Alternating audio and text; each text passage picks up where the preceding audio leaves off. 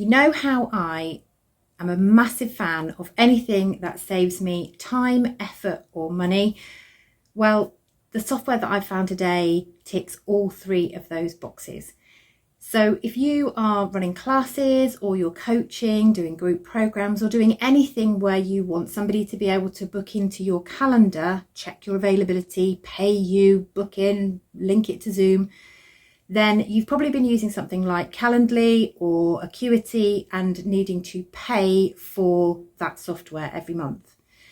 So I found one that does all of the above and it's free. So let's go and have a quick look and see what it does.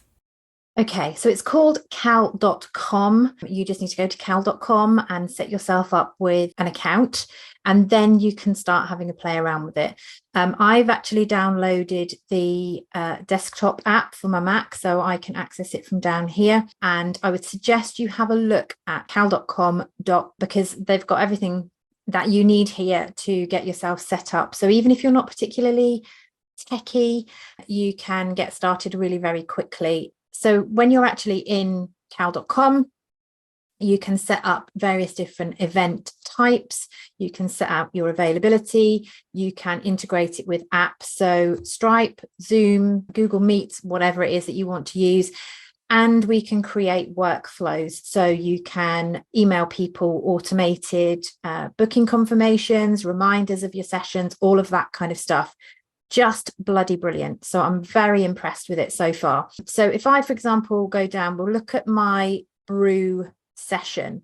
So if we look at it from the front end, so website.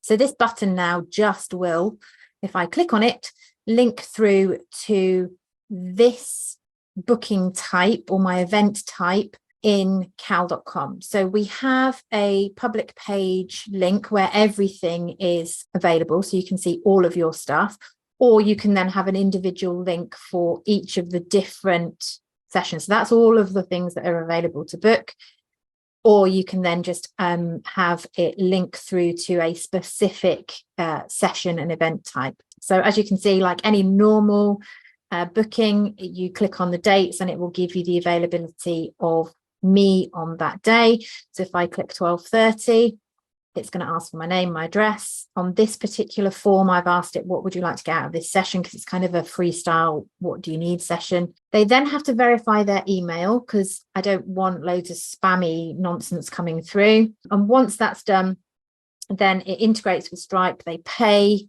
when they actually book. Okay.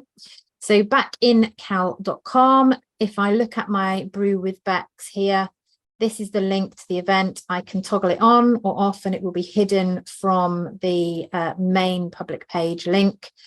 So I've got some that are just for programs that people are on. So they're not publicly available to book. They're only for people that are on programs. So I've hidden those. If I go in here and edit it, you're going to see how really simple it is to set up these sessions. So along the top, you've got your various different options. So give it a title, give it a description. You can then customize the back end of the URL, set the duration, or you can allow whoever's booking to set the duration of the session if you want to, if it's freestyle. And then we've got location. Now this will automatically default to Cal Video. So they have their own videoing conferencing type system. So it will automatically default to that until you add in and integrate your Zoom account, which will be over here on the app section. So I'll show you that in a second. This availability is then linked to your main availability over here. So you can set standard availability. Then because again, I've linked it into my Google Calendar and set which calendars that I want it to check for conflicts, it will then just pick up any availability that I have. But you can individually select availability for an event type. So you can either choose your default working hours or you can set something specific for an event type. Okay. So every time you do any of these bits and bobs, sorry, just going to move myself over there. Stay there. You just click on your save button at the top just to make sure that you're, saving it. Limits wise, it means that you can block out some time before and after events so that you've not got everything back to back and you've got things working nicely. You can have a minimum notice in terms of time that people can book before so that you're not caught off guard out, having lunch and somebody's booked you within the next 5-10 minutes. There's frequency levels of how often that can be booked, the duration, future bookings, and all that kind of stuff here. Okay, again, you'd click save.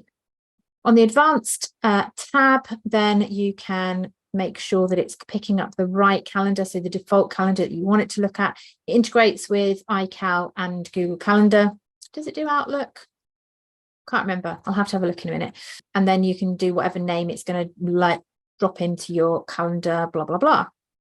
This is where you can add in any booking questions that you want. So if you need people to give you certain amounts of information before they book, you can add all of that in here.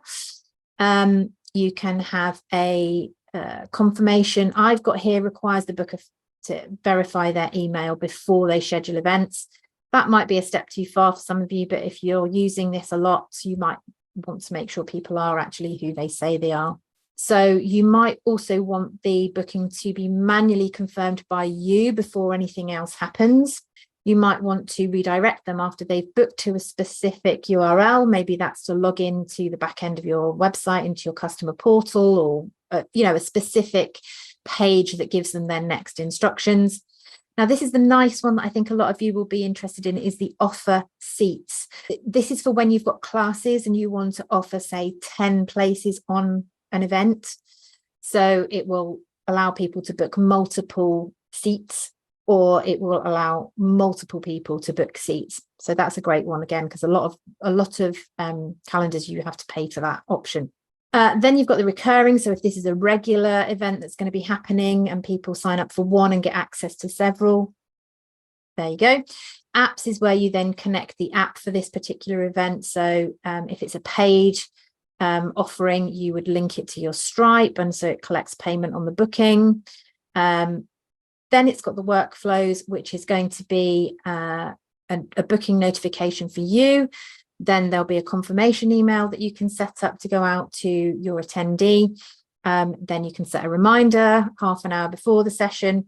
All of those things that you would want to see with a booking system. You've also got webhooks up here, so you can integrate with other software if you want to. When you go to the bookings tab, that's then going to show you what you've got coming up, anything that's unconfirmed, anything that's recurring, anything past, cancelled, blah, blah, blah.